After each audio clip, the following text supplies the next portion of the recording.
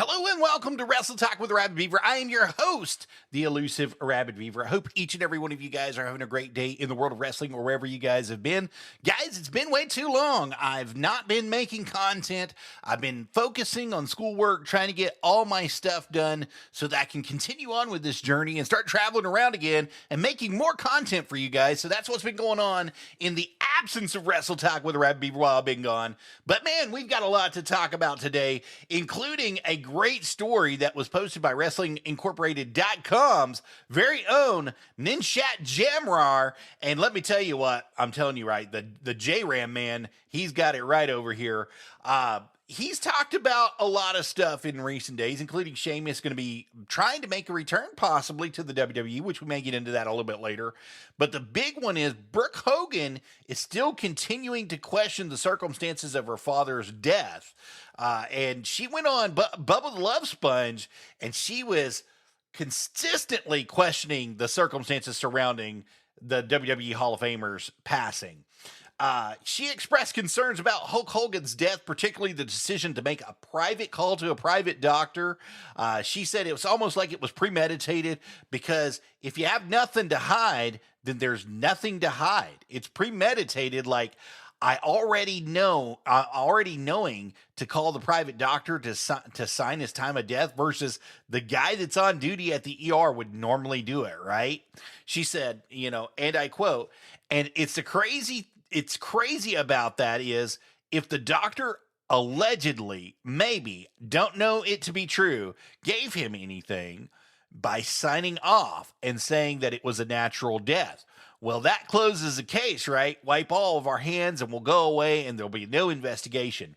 And that's how Brooke feels about it. And I think she has every right to feel about this, especially after the life that her father had, the life that he lived. He was very active, even in his elderly age. So there's a lot of stuff that's happened.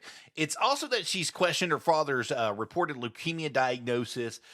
It's weird, as her father took very good care of his health and had no history of cancer inside the family, that he would even get it. But, like I said, things happen. We don't know that to be true. We don't know it not to be true. Miss Brooke Hogan, we know that you are grieving still. You still have a lot of unfinished business down there with your father's death, and we hope that you get all the answers you need. We hope that you get everything that you need out of this. And guys, I'm going to tell you, I don't know how I feel about it either. I know one, he's a celebrity. So normally celebrities do have doctors on call. They have people that they can call and go to and get things from time to time. But, I do find it a little bit strange that when he had a massive emergency that the private doctor didn't try to get him the help that he needed unless he was been dead for hours at that point and there was no helping him. So that's really the question that comes into concern here is, was Hulk Hogan dead for hours on end before they called the doctor?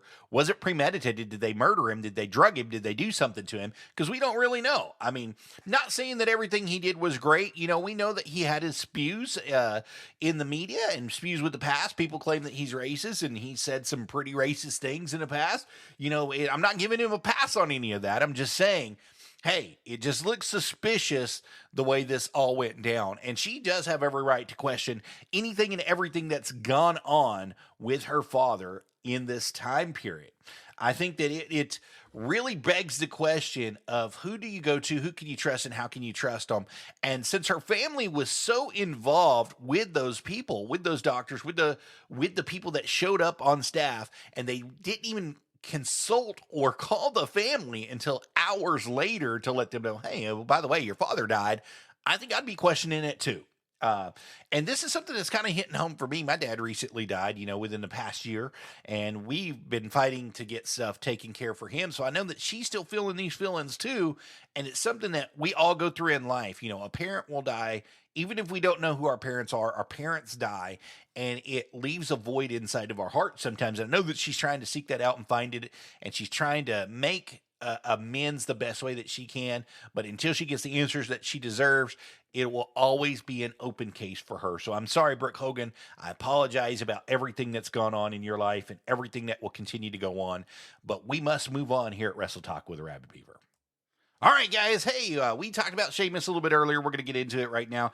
Nishat J Ram, excuse me, at WrestlingIncorporated.com posted a lovely thing June 5th, 2026, 9 a.m. about Shamus. He said the veteran WWE star Shamus is closing in on a return to the ring and has posted photos of himself training at the WWE Performance Center.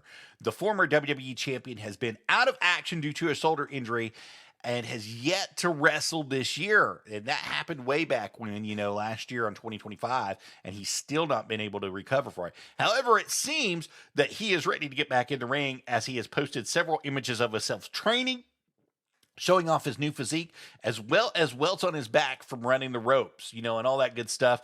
And, at Shamus, the WWE listing that he's got for Twitter and Twitch, and also on Instagram, he's posted a bunch of stuff there at WWE Shamus as well.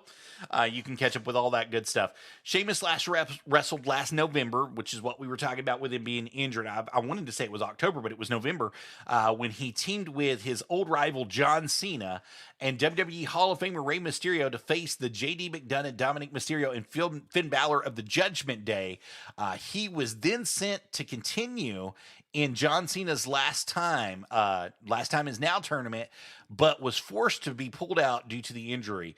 The Irish star then reportedly underwent surgery on his shoulder in Birmingham, Alabama, and yet has to return to the ring. The WWE wrestler has previously been sidelined with shoulder injuries that have kept him out of action for over 200 days before he eventually returned, once again in 2024. So we wish him a speedy recovery, and we hope that he makes the best of it and that he's able to get out as soon as possible. I think it'll be great for the fans to see Shamus. I believe it'll be a big pop for him the day that he does return, if he wants to return in that role and in that capacity. I mean, I think that he's still in his prime. He still has a lot to offer the business. He still has a lot of fans that want to see him wrestle, whether it's with them or another company. And I'm not going to name any other companies because I'm not speculating that he would ever break that WWE contract. But if he ever decided to go somewhere or do something with somebody else, I would like to see Shamus wrestle for another company eventually. I think you guys would too. I think that he has definitely been underappreciated at times in WWE, but he's also brought a level of stability to the company when he has been there for those times that has passed. So we got to take it for face value for Shamus, at least for what it is for him currently. And I think that Shamus will be a major asset in the future once he does return to WWE, and he will bring that stability back that has been missing for quite a long time with some of the storylines and such. A lot of times we sit here and talk about, becoming a wrestler, or where you can go to train to become a wrestler, or things that happened of that nature, but we don't really get the full picture and the full stories from people when they are becoming that wrestler or have transitioned away from that wrestler. And according to WrestlingIncorporated.com's Daisy Ruth, she wrote a great piece that you all need to read or go through and revisit on Goldberg. She said before he was the WWE Hall of Famer, and even before his impressive undefeated streak in WCW and his WCW World Heavyweight Championship reign, Goldberg played football for the University of Georgia before going on to be drafted by the Los Angeles Rams. He most notably played for the Atlanta Falcons across 3 seasons in the early 90s before he was forced to retire due to injury. He made his television WCW Monday Night Nitro debut in September of 1997, and the rest is history as we know it. Goldberg discussed the difficulties of transitioning from football to professional wrestling with Memphis in May. He said that there were 2 very difficult things for him when making that jump. The first and foremost, it was not to hurt people because you go from a sport that is 100% full contact and more of drama and drama-filled positioning. He explained that the second thing was the kind of blending with the existing wrestlers, and kind of existing and blending with them together, because it's coming in from a professional background, trying to take the job of one of those guys who have aspired to do that their entire lives. And he said, quote, "For me, I was born in a football helmet and I wanted to be a football player my entire life. I had to figure out something first and foremost that I could be passionate about and that I could translate all these things that I had been doing with my life and my body for the past 20 years prior. Goldberg named his biggest obstacle in wrestling as literally the biggest obstacle he ever had to face. You know, his biggest obstacle was coming in. And he had to face the Big Show in that biggest obstacle as well.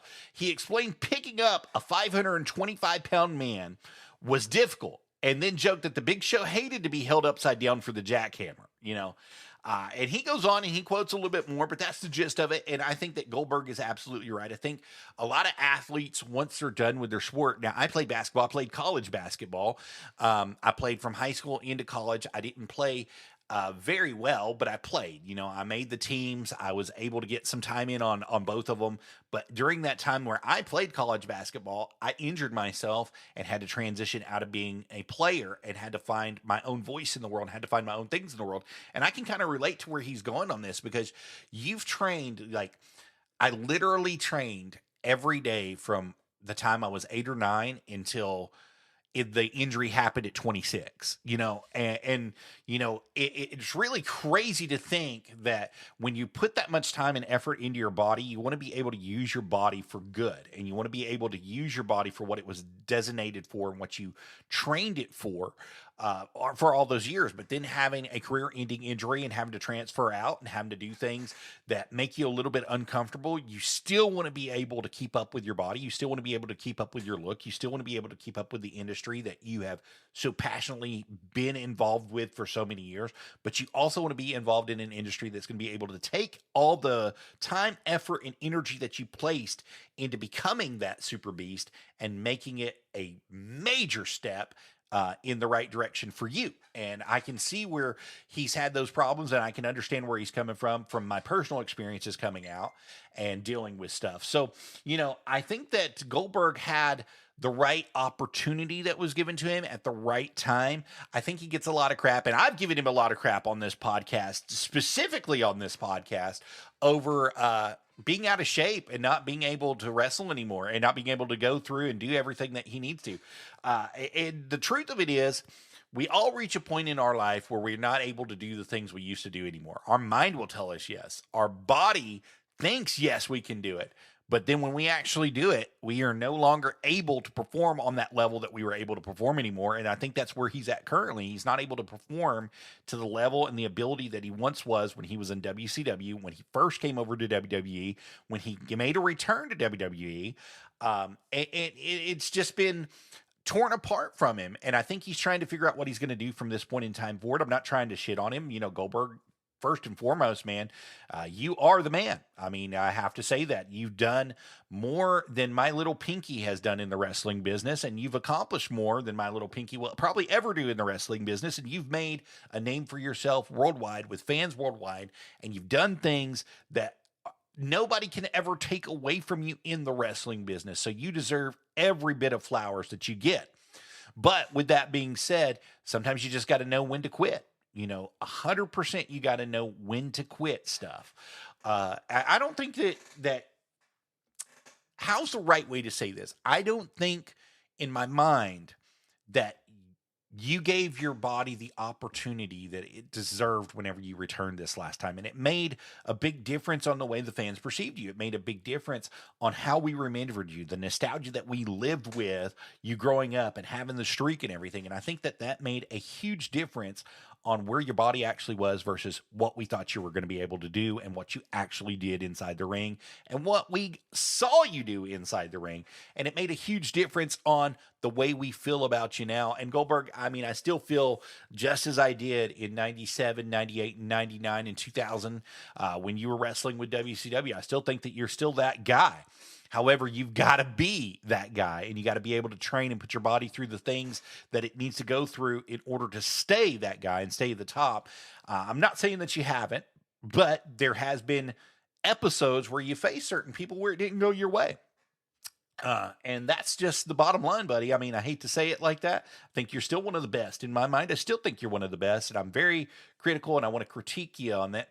But in the same aspect, I believe that you are doing everything possible to make the transition work for you. And you did everything possible whenever you were that athlete, whenever you were that football player, to make the transition possible so that you made the most amount of money and you were able to stay inside a prominent role inside of sports and sports entertainment. And you did such a good job. And you carried the WCW, whether they want to admit it or not, even though I am of the school you couldn't wrestle for more than 10 minutes. Like, I am of that school. I come from that time period. Is they put you in a more than a 5-minute match, they put you in a 10-minute match or a 15-minute match, and you folded all over the place in WCW. And I don't know if that's just an opinion that was based by J.J. Dillon or if it's just something that has come through the years of rewatching everything. But most of your matches were literally 3 to 5 minutes. Like, literally, you got in the ring and within 3 to 5 minutes you won them, and you did a great job becoming that United States champion, becoming that world champion.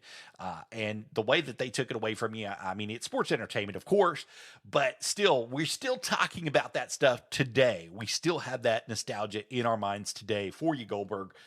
And no offense, if you ever want to come on, talk, you want to, I mean, you can give it back to me too. I would appreciate it. You're more than welcome to come on Wrestle Talk with the Rad Beaver anytime. Just reach out. We'd love to have you guys come on and talk with us. It'd be a great time for you. Hey guys, this is a great time to kind of segue into this. If you guys don't know, we are a part of Buzzsprout.com. And according to Buzzsprout.com, you can become a Power Slam member right here on Buzzsprout.com, wherever you get your beautiful podcast for Wrestle Talk with a Rabid Beaver. Just head on over to Buzzsprout.com. That's https://www.buzzsprout.com/2289100/support, and it'll take you directly to the Power Slam Club members page right there, where you can become a member for as little as $3 a month, and you can cancel anytime. There's no obligation for you, and even if you just want to do a one-time love gift to us, we'd love to have that from you. Just come on in and donate to us and become that Power Slam member today, where you can get some exclusive content, some fan mail, and some other stuff as well. We'd love to have you guys come to it. Also, don't forget to hit that follow button at the top corner once you're there. That way you can get all of the Wrestle Talk with the Rabid Beaver news as it comes out, when it comes out, directly to you guys. We'd love to have you guys join us each and every time that we're available. All right, guys, moving back to the news. Hey, we got a backstage update on the possibility of Mick Foley returning to wrestling, especially since that he's been added to the announce team of AEW. Congratulations, by the way, to Mick Foley for that. That was a really great thing for you. And the article is done at WrestlingIncorporated.com or WrestlingInc.com by Sam Palmer. It was done June 4, so it's a couple days old, but you guys can go back and read it through. But it says Mick Foley is, quote, all elite following the AEW Double or Nothing 2026, as the WWE Hall of Famer is now an official member of AEW broadcast team. However, like all wrestlers who have been retired for some time, there's always that temptation to have one more match. And considering Foley never had an actual retirement match, hey, the hardcore legend could step inside the AEW ring. The answer is possibly maybe. I think Foley has the ability to step inside it. And who would he face? I think Jon Moxley would be a good ending battle for him if he wants to go that hardcore route again, but I think that he's a little bit too old to be taking chair shots and getting stabbed in the face with barbed wire and all that stuff. However, my opinion doesn't matter. You guys are the fans. You guys are going to be the ones that want to see all this stuff. So you guys need to tell me what you think about the possibility and the return of the AEW star, well, the former WWE hardcore legend himself, Mick Foley, to that ring.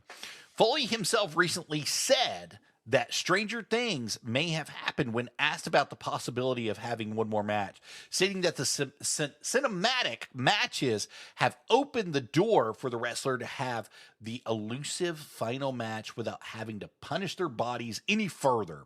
These comments led Fightful Select asking AEW sources about Foley's wrestling for the company, and their response being revealed on WrestleVotes Radio. According to AEW sources, Foley has talked himself into wrestling one more match. And if it were to happen, would it happen in All Elite? That's a good question, guys. I don't know if it really would. Those same sources also revealed that AEW president Tony Khan would be eager to book the match, but it would entirely depend on whether Foley could get himself medically cleared to compete. And that's the big thing, is he's done so much damage to his body over the years, and he gave so much to the wrestling business over the years. And I mean, we can talk about pre-Hell in a Cell, post-Hell in a Cell. We can talk about, his early work. All of it, his WCW work. We can talk about everything. He gave his body so much pain and so much torture over the years that he is now paying the price for all that damage that he once did to his bodies. I do think that everybody would like to see him in one more match. I think that he's just a fan favorite. He's always going to be a fan favorite. He's always going to be that guy that people want to see, and they want to see that oh shit factor, the holy fucking shit factor, pardon my language, but that's exactly what people want to see. They want to see that stuff. However, I think he might be past the point of giving you guys that. He may not be. He might be doing that Terry Funk thing so many years later, but I'm telling you right now, I think that it's a bad move to put him in a hardcore match. I do believe that he deserves to have a match of his choosing to retire on, whatever it would be. And if Tony Khan wants to book it, so be it. Let Tony Khan book that match, baby, because we will be there. We will be down to watch it, and we will be there to see it no matter what happens, and you guys should be down to see it as well. I mean, that's just my 2 cents on it. And I think it's going to work really well for him in the future moving forward if he decides to stay on that commentary team or if he decides to get in the ring and do his last match as spoken about. I don't know. What do you guys think? Like I said, I want to hear your opinions and your thoughts on this stuff. Send me some feedback. Hey, we got fan mail that's available, and you guys can send it directly to me through buzzsprout.com as well, since you didn't know. But hey, it's there. If you guys go once again to buzzsprout.com/228-9100/support. You can hit that fan mail button at the top, and you can either send me a voice message to private message me directly, or you can get my email and send an email to me. We'd love to have you do that. It's absolutely free for you guys to do that. We'd love to have your feedback on it. Just go ahead and hit that button. Go ahead and hit that follow, hit that support, hit that like, hit that subscribe, and we would love to have you guys for it. All right, guys, I think that we have reached that time in the show.